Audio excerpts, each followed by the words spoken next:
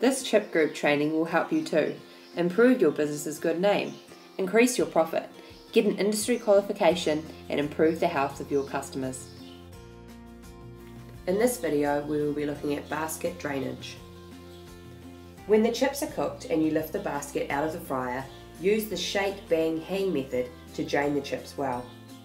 Bang or shake vigorously twice and then hang it for at least 20 seconds.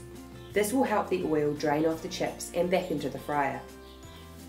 Using the correct techniques for draining the chips is really important, as it can remove a lot of fat in our chips. This is one of the most important tips for reducing the fat in deep fried chips. When the chip is first put into the fryer, a crust is formed around the outside of the chip. As it cooks, the water in the potato becomes hotter. It gets so hot that the water starts to boil and then becomes steam. Little channels are formed in the potato as the steam forces its way out of the chip.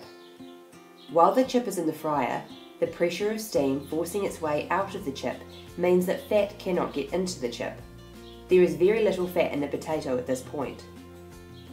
Once the chips are cooked and the chip basket is lifted out of the hot oil, the chips begin to cool and less steam is made. Now the fat clinging to the outside of the chip gets sucked into the channels in the chip. Most of the fat enters the chip not in the fryer, but after the chips are removed from the fryer. So while the chips are hot, good drainage of the basket can remove some fat from the outside of the chips. When the fat is draining off the chips, it goes back into the fryer, which means the chips you are producing are lower in fat. If there is less fat walking out the door on the chips, there is more left in the fryer.